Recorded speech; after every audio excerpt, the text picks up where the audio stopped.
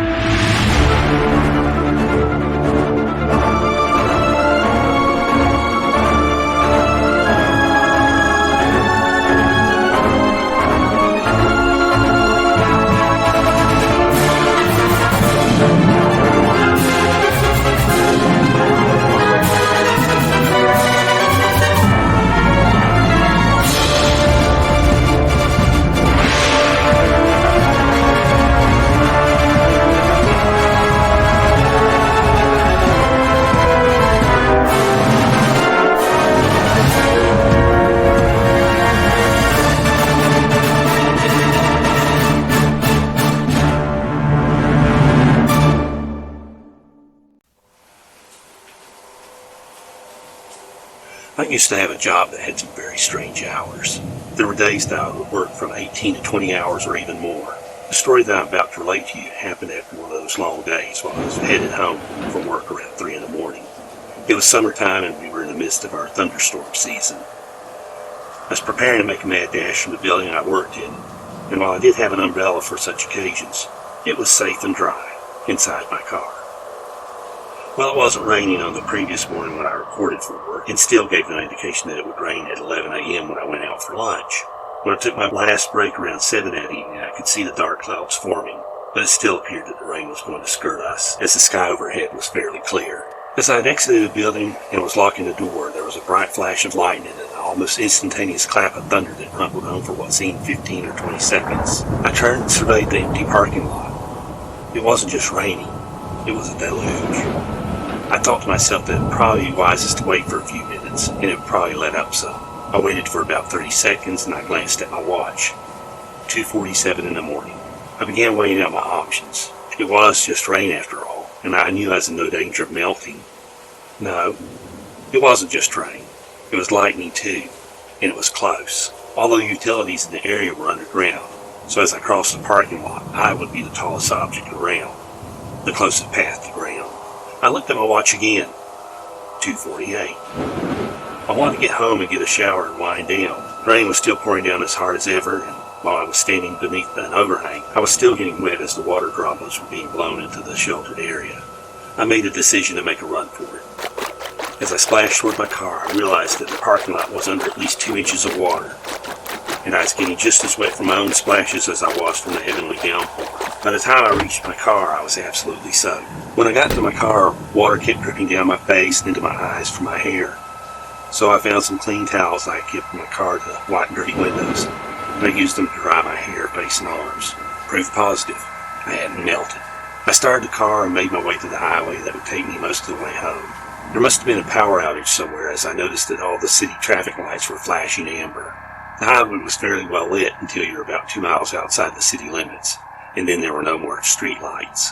There were a few businesses on that long stretch of road and a couple of houses, but the area was completely shrouded in darkness that morning. I didn't see any of them as I passed by. The highway was a divided highway. It was often quite busy during the day, but it was dead that morning.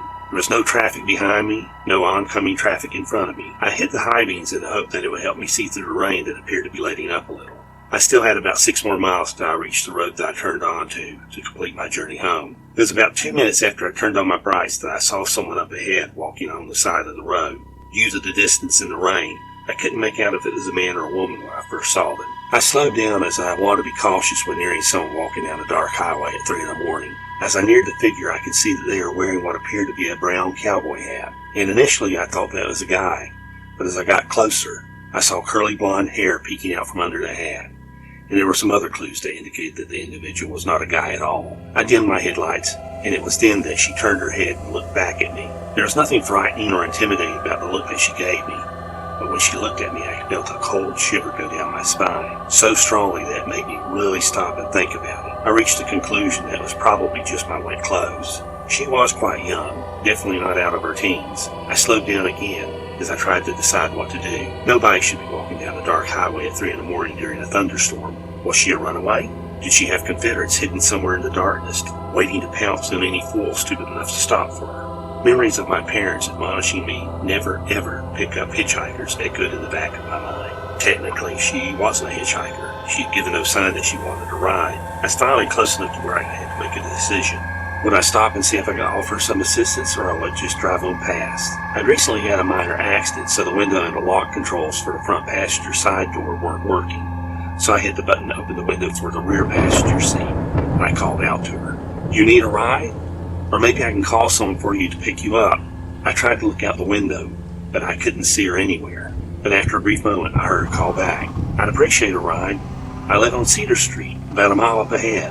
I hit the unlock button for the back passenger seat and called out, "You'll have to sit in the back. I was in a fender bender last week and the front door won't open." The back door opened and she got in, still wearing the brown cowboy hat, and then shut the door. She told me that she really appreciated the ride. I told her it was no problem, and it was a bad night to be out walking. She agreed, and she told me that she didn't make a habit of walking down a highway in the middle of the night. I laughed and I told her that she was way past the middle of the night. I then told her my first name and told her that I was on my way home from work. She told me that her name was Janna and she lived with her dad.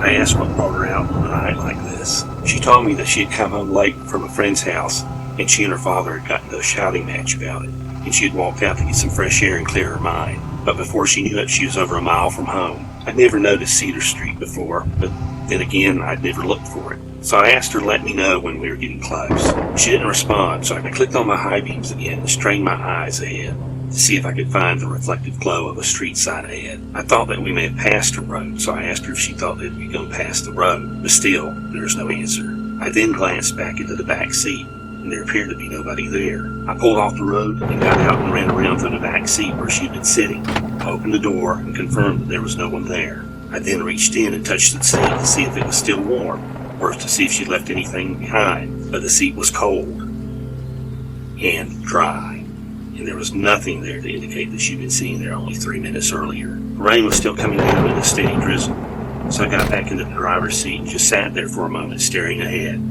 contemplating what just happened to me. As I was looking down the highway, I saw something reflected on the side of the road just ahead that I had not noticed before. It was not the shiny green color of a street sign, but more like some decorative tinsel. I drove my car slowly on the shoulder of the road, up to where the shiny object was. It stopped when it was about 6 feet in front of the car. The object in question was what is known as a roadside memorial. I don't know if you're familiar with roadside memorials, but they are a marker erected on the side of a road, usually to commemorate where someone had died due to an auto accident. This particular roadside memorial consisted of a wooden cross that was decorated with silver tinsel. There were also 2 vases on each side of the cross, filled with artificial flowers. But the item that really grabbed and held my attention was a large, clear vinyl bag that was leaning against the cross in the center of the memorial. The bag contained a teddy bear, a brown cowboy hat that had dark brown stains on it, and a photo of a smiling, curly blonde teenage girl wearing the brown cowboy hat, who had, just minutes earlier, been sitting in the back seat of my car. There was also a handwritten letter pinned to the teddy bear. I picked up the bag and began to read the note. I don't remember the exact words of the note, but I will never forget the impact that the words had on me. I stood there as the cool rain continued to fall, and in contrast, I felt warm tears stream down my face as I read the note, penned by a heartbroken father. The note began with the words, "Dear Janna." The note shared some of the memories of the father watching his little girl grow up, and he admitted that perhaps she may have thought that he was overly protective, but it was only because he loved her so much. He then confessed that the worst part was that the last moments that they'd shared together, that they were at odds, and harsh words had been spoken. He did not know if she would ever forgive him, but he felt certain that he would never forgive himself. The note was signed, Dad. I replaced the vinyl bag with the hat, the teddy bear, and the note back in the center of the memorial, leaned it against the cross, and got back into my car and drove home. Since that time, I've given a great deal of thought about what I experienced that rainy night. Was it real? Did it really happen? Or was I just overtired? I finally concluded that it was a message, but I wasn't supposed to be the final recipient of this message. So here I am, sharing the message with the world. I hope whoever needs this message will receive it. If you do have a relationship in need of repair, either horizontally or vertically, you need to make it right as soon as possible. None of us have the guarantee of another moment, much less another day in this world. As things stand, that is becoming more clear with each passing day. Your situation may have deteriorated very badly, but once you take that first step, the ones that follow will seem a bit easier. Wow. I've said it before. I never know where this old train will take us, and today's story is certainly proof of that. But it appears we are approaching your station again. As usual, it's been a real pleasure to have you make this journey with me, and I hope you'll stop by again real soon so we can have another journey together into the weird and wonderful. Until we do meet again, happy rails to you.